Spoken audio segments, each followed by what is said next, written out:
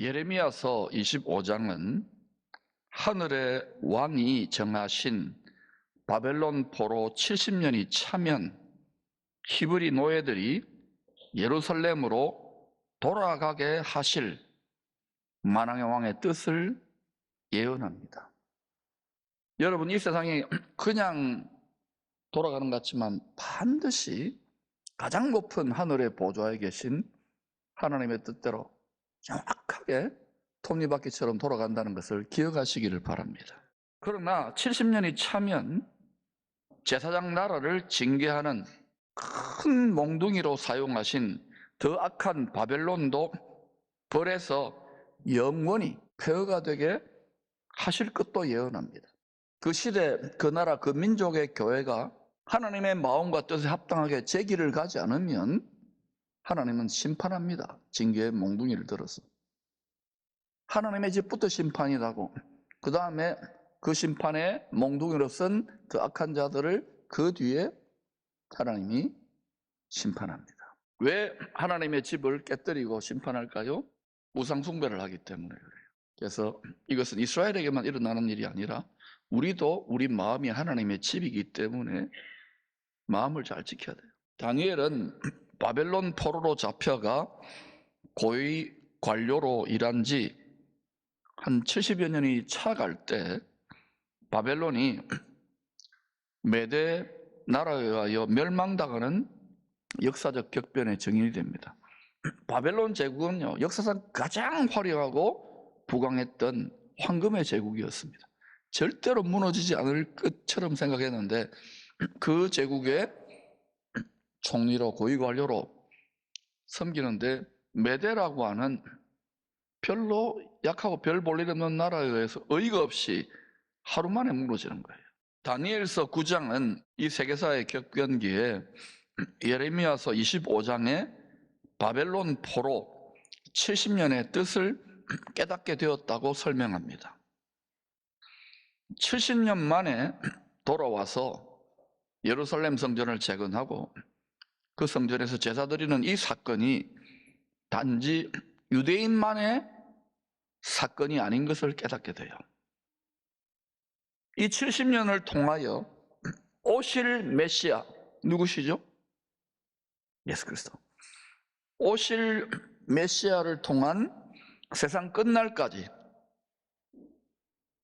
세상 끝날은 우리가 그토록 기다리는 예수님이 오셔서 새날이 열리는 날입니다.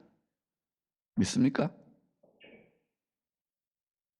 세상 끝날까지 오실 메시아를 통한 유대인과, 먼저는 유대인에게 헬라인, 이방인 구원의 시간표를 깨닫게 됩니다.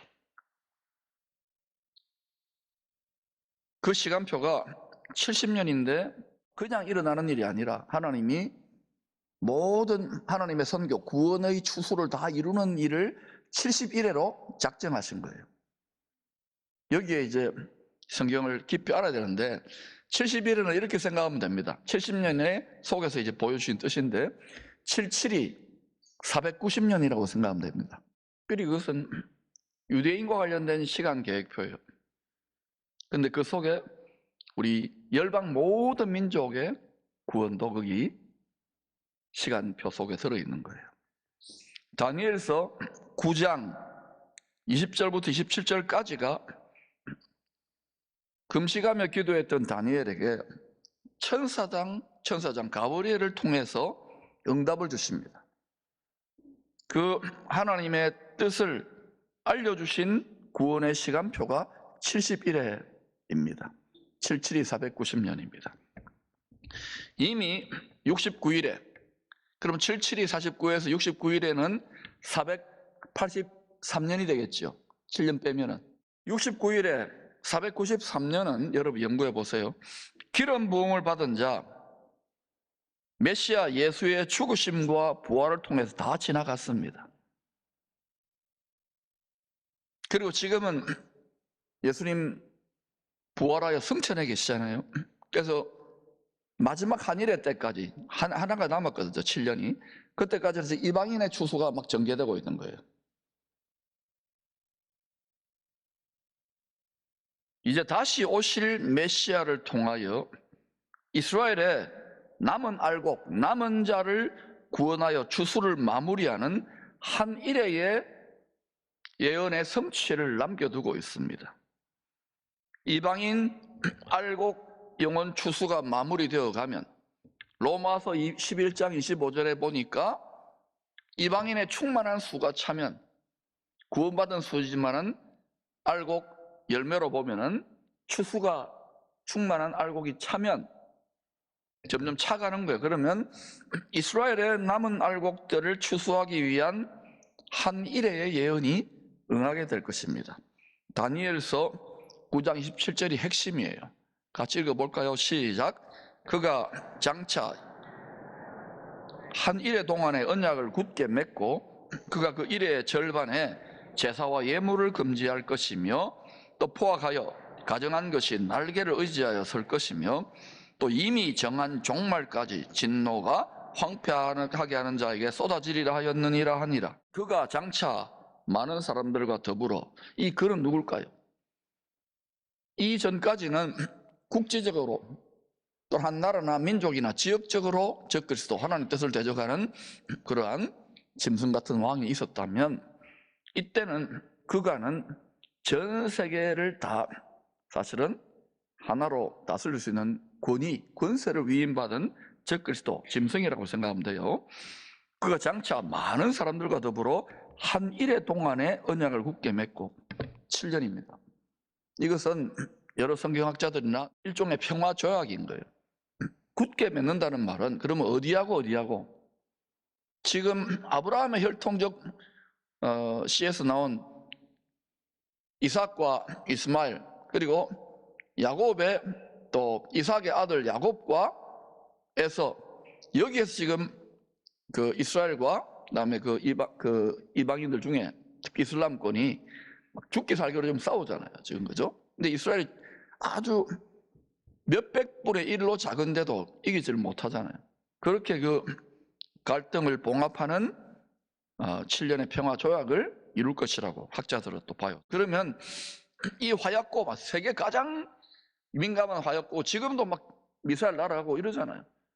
우리 한국에 뭐 이런 위협은 아무것도 아니거든요. 그거를 딱 평화를 이끌어내면 대단한, 그죠? 평화의 사자잖아요. 압살롬이라는 사람의 이름의 뜻이 뭐예요? 거짓 평화의 압이라는 뜻이거든요. 굳게 맺고 그가 그 일회의 절반에, 일회면 7년 중에서 절반이면 얼마예요? 3년 반이죠. 절반의 후 3년 반을 의미해요. 제사와 예물을 금지할 것이며, 그 어디다가 제사 드리고 어디다가 예물 드렸을까요? 이것을 이제 보면은 예루살렘 성전으로 보는 학자들, 저도 그렇게 봐요. 예루살렘 성전에 제사와 예물을 전 3년 반 7년 중에 이 평화 조약이 맺어지니까 드디어 그 어쩌면 랜드마크로, 상징물로 이걸 이제 타협이 돼가지고 허락이 될지 모르잖아요. 그 전까지는 어마어마한 갈등이 있을 거예요. 제사와 예물을 금지할 것이며, 전 3년 반 동안은 제사도 드리고 예물도 드리고, 그러니까 유대인의 입장에서는 막 할렐루야인 거예요. 야, 드디어 2000년의 수건 사업을 풀었다 이러는데, 근데 어때요? 딱 절반 딱 돌아서니까 사단의 영이 딱 들어가서 제사와 예물을 금지해버리는 거예요. 또 이미 정한 종말까지 이미 정해져 있어요, 뜻이 하늘에서. 근데 종말이 아닙니다. 종말이지만 새로운 그리스도를 통하여 열리는 세상입니다. 그래서 하나님이 세상을 이처럼 사랑하사 독생자를 주신 거예요. 이는 저를 믿는 자마다 뭐하지 않고요? 멸망하지 않고. 세상을 누구한테 주셨냐면은 하나님의 형상을 가진 사람에게 주셨는데, 사람이 지금 자유의지를 잘못 사용 타락했잖아요. 멸망하지 않도록 하기 위해서 주 예수 그리스도를 준 거예요. 그러니까 뭐 재난 영화 있고 세상에 뭐 난리 나고 끝장날 것처럼 그렇지 않습니다. 하나님의 뜻이 있습니다. 하나님의 형상을 이루어가는 자들에게 그리스도와 함께 다스리도록 그 세상이 열립니다. 이것을 굳게 붙잡을 수 있기를 축복합니다. 이미 정한 종말까지 진노가 황폐하는 자에게 쏟아지리라 하였느니라 하니라. 땅을 멸망시키는 자죠. 네 죽고 내 죽고입니다. 하나님 그냥 내버려두지 않으세요. 생명의 그런 생명 주시는 하나님이기 때문에 주님도 마태복음 24장 15절 마가복음 13장 14절에서 자신이 약속대로 다시 올 때 다니엘서 9장 27절의 이 예언대로 한 일의 절반에 이런 일이 일어날 것을 말씀하셨습니다. 이런 일이 일어나거든. 멸망에 가정한 것이 거룩한 곳에 선 것을 보거든. 그거는 유대인들에게 한 말이에요. 너희는 산으로 도망가라 그러거든요. 이 세상, 특히 이스라엘의 정세를 하나님의 말씀에 안경을 끼고 살펴보면 정말 빠르게 예언이 성취되고 있음을 실감합니다. 그러면 성도가 그리스도의 할례, 마음의 할례를 한다는 말은 진리의 말씀을 칼로 내 마음을 날마다 추해지는 우리 마음을 깨끗하게 수술해가지고 예수님을 닮아가는 마음, 예수님의 마음의 집, 예수님의 진리의 요새처럼 우리를 준비할 때 그때 우리 마음의 그릇에 하나님의 마음, 하나님의 뜻, 하나님의 생각, 하나님의 꿈과 소원이 담겨서 그것을 말로 뱉어서 기도하면 성취되는 거예요. 그래서 여러분 뭐 하지만은 다 어때요? 우리가 욕심에 묶여 있거든요. 잔인하고 흉악하게 묶여 있어요. 우리가 이걸 말씀의 칼로 끌어내고 주의 마음과 일치돼야 되는데, 교회를 수십 년 다니고 이렇게 많은 직분을 갖고 또 저도 많은 말씀을 가르치지만 결국 뭐냐면 이것은 우리의 힘으로 육체를 뒤집어선 나의 의와 나의 공로는 절대 안 됩니다. 주님의 성령의 능력을 옷 입어서 말씀의 옷을 입고서 여러분이 나아갈 수 있는 거예요. 우리는 지금 어제나 오늘이나 영원토록 동일하신 말씀이 육신이 되신 주 예수 그리스도를 붙잡고 있잖아요. 그 육신이 죽으시고 부활하여 영원한 영광의 몸, 부활의 몸을 입고 있잖아요. 그분의 말씀을 딱 붙잡고 가면은 어제나 오늘 영원토록 흔들리지 않는 거예요. 그런데도 이런저런 사건 통해서 막 우리 요동하잖아요. 그런 걸로 너무 일희일비하지 말고 변함이 없는 진리의 말씀 예수 그리스도를 굳게 붙들고 돌파할 수 있기를 축원합니다. 시편 126편은 바벨론 포로 70년 만에 조국 예루살렘으로 돌아와 성전에서 경배 드릴 때의 감격을 찬양한 시입니다. 바벨론 포로 70년에서 조국으로 돌아왔습니다. 제사장 나라로. 예루살렘 성전은 무너졌고 성벽은 황폐하게 다 부서진 거예요. 이걸 재건하는 일이 쉽지 않았습니다. 여러분, 장자권을 가진 그 민족이 일어나는 것을 좋아하지 않은 이웃 나라 요단강 동편에 왼수, 에돔, 암몬, 모압이 늘 공격하고 방해했습니다. 이런 힘든 상황 속에서 성전을 재건합니다. 쉽게 말하면 교회를 다시 세우는 거예요. 그리고 예배를 드리면서 밭을 경작하여 씨를 뿌려 삶을 꾸려가야 됩니다. 새로운 삶을. 여러분, 우리가 이 세상에서 가정을 꾸리고 자식을 키우고 시집장가 보내고 열심히 또 돈도 벌고 막 이렇게 하는 모든 핵심의 자리가 여러분 어디입니까? 교회입니다. 위에 있는 교회, 위에 있는 예루살렘을 바라보세요. 교회와 예배와 믿음의 중심, 영원토록 변치 않는 만세만서 주 예수 그리스도의 말씀과 그를 경배하는 것이 우리 인생의 핵심이요 요동하지 않는 근본이 되어야 되는 것입니다. 이게 되지 않으니까 자꾸 돈벌이 도움도 안 되고 별로 보탬도 안 된다고 이리저리 왔다 갔다 교회도 많은데 여기저기 좀 더 편한 데 없나? 좀 더 편한 데 없습니다. 말씀의 반석 위에 굳게 서시기를 축원합니다.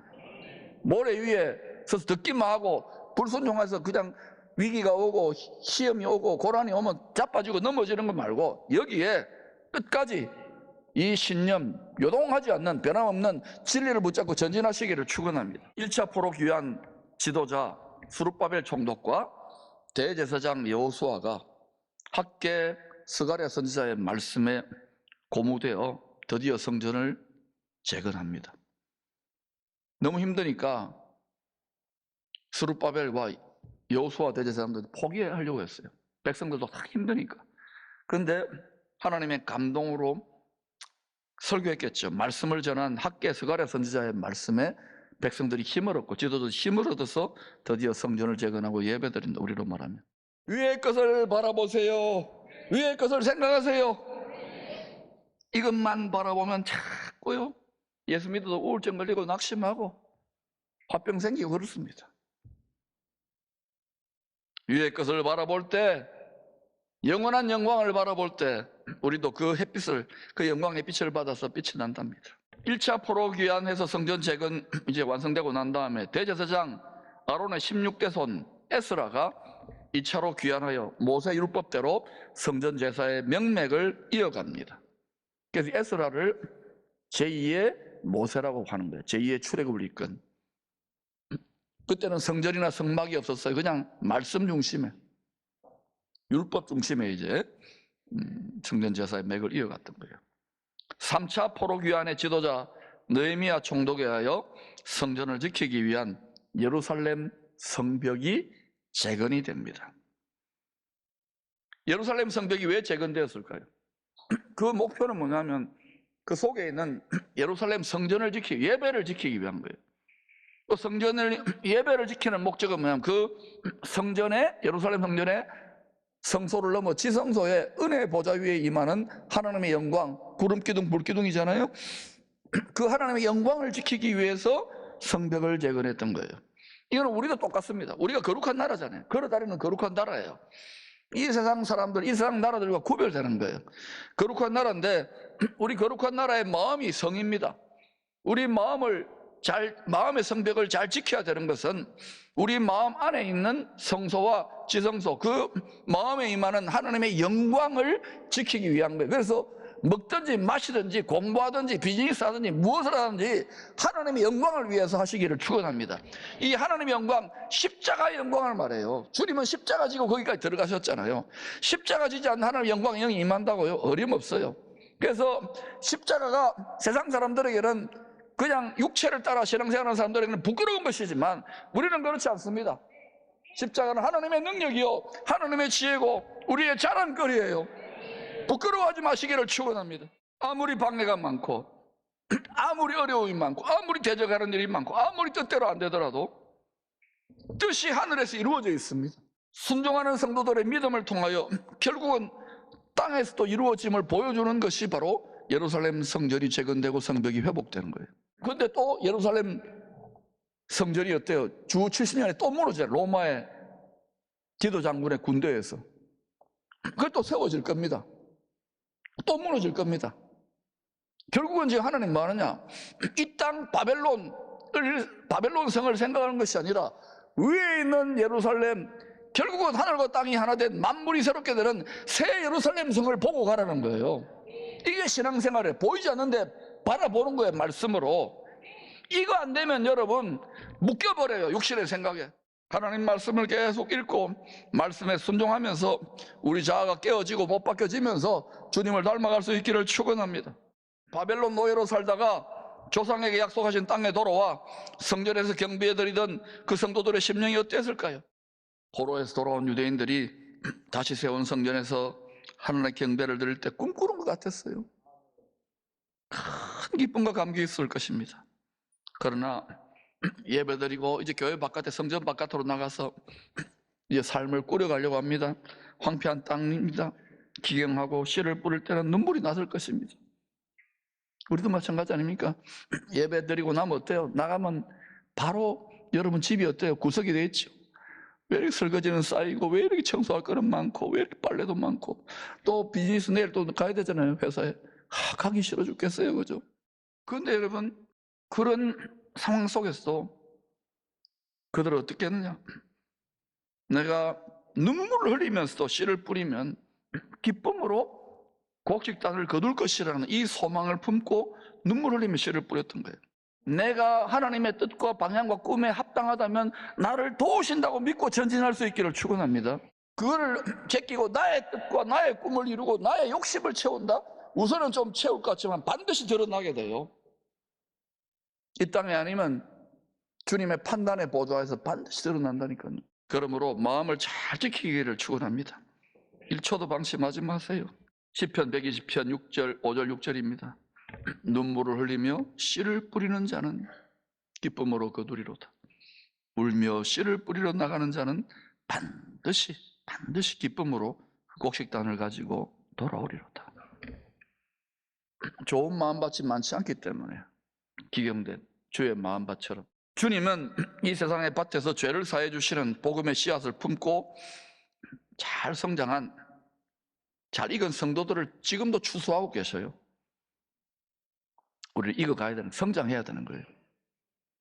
지금은 이스라엘의 봄농사 절기 주작물인 보리와 밀 추수가 한창인 오순절 성령 강림 이후 여름 4개월의 막바지에 해당됩니다. 이 여름 4개월 이방인의 충만한 수가 구원을 받으면 한 일회 때 이스라엘의 남은 알곡 추수를 위한 가을 절기가 시작될 것입니다. 추수를 마무리하기 위해 주님이 재림하실 때 일을 알려주는 가을 절기는 나팔절, 대속죄절, 초막절입니다. 가을 농사의 주작물은 포도와 올리브 열매입니다. 추수 때는 세상 끝날입니다. 이 끝을 내고 새로운 세상이 열립니다. 가을 절기의 때 이방인과 이스라엘의 알곡 추수를 마무리하기 위해 이 세상의 밭이 타작마당이 될 것입니다. 타작마당에서 추수한 보리와 밀 이삭을 타작합니다. 그리고 어때요? 키질을 하죠. 그럼 어때요? 쭉정이와 겨는 날아가고 알곡은 안으로 더입니다. 알곡은 모아 곡간에 들이고 주님을 닮은 말씀에 충실한 자를 말합니다. 알곡은 모아 곡간에 들이고 쭉정이는 모아 불에 던져 살을 것이라고 했지요. 여름 동안 추수한 밀과 보리를 타작할 때 가을에 추수한 포도 열매는 틀에 넣고 밟아서 포도주로 만들어 보관합니다. 그러니까 이 추수 때의 분위기를 보라고요. 여름 동안에 추수했던 밀과 보리는 타작해가지고 알곡과 쭉정이를 가려내고요. 그 다음에 이제 가을에 추수하는 이 포도와 올리브는 포도는 포도즙 틀에 넣고 자근자근 바른 거예요. 그러면 포도즙이 나와가지고 그걸 포도주로 보관을 하고, 그다음에 올리브 열매는 어때요? 절구에 넣고 찧어요. 막 으깨고 찢고 이러면 거기 막 순전한 나와서 기름이 막 나와요. 그걸 또 보관을 하는 거예요. 이게 이제 추수 때의 이제 분위기가 되는 거예요. 이걸 비유로 주님이 이제 특히 계시록에서 이야기를 하고 있죠. 자, 여러분, 여호와의 7절기, 지금이 어느 때든지 우리는 관계없이 눈물을 흘리며 복음의 씨를 뿌리는 성도들은요, 반드시 기쁨으로 그 곡식단을 가지고 돌아오게 될 것입니다.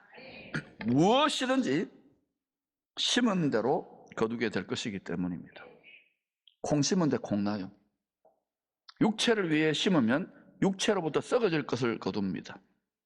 성령을 위하여, 천국을 위하여, 영생을 위하여, 복음을 위하여 심을 수 있기를 축원합니다. 갈라디아서 6장 8절입니다. 시작. 자기의 육체를 위하여 심는 자는 육체로부터 썩어질 것을 거두고 성령을 위해 심는 자는 성령으로부터 영생을 거두리라. 신앙생활의 목표가 육체가 아닙니다. 더 성령을 위해서, 더 주와 교회와 복음을 위해 더 많이 심을 수 있기를 축원합니다. 그럼 하나님이 어떻게 하시는지 말씀을 읽어보세요. 우리는 지금 큰 성 바벨론 같은 이 세상에서 광야에 길을 내시고 사막에 강을 내시는, 눈에는 보이지 않지만 그 주님의 인도하심, 주의 영의 인도하심을 따라 이 큰 성 바벨론 같은 세상에서 새 예루살렘 성을 향하여 믿음의 순례길을 가고 있는 중입니다. 환하게 그 목표를, 푯대를 분명히 하고 달려갈 수 있기를 축원합니다. 말씀으로 때와 시기를 잘 분별하시기 바랍니다. 세월을 아껴 추수 때 주인의 마음을 시원하게 하는 얼음 냉수 같은 일꾼들이 다 될 수 있기를 축원합니다. 충성된 사자는 그를 보낸 이에게 마치 추수하는 날에 얼음 냉수 같아서 그 주인의 마음을 시원하게 하느니라. 주님이 하늘에서 구워보시고 기쁨의 성도들 보니까 답답해가 아니고 아이고 시원하다, 아이고 시원하다, 여기도 좀 주물러, 여기도 좀 주물러도, 얼음 냉수 같은, 땀 흘리고 수고하는데 목마르신 주님께 얼음 냉수 같은 충성된 일꾼들로 인정받기를 축복합니다.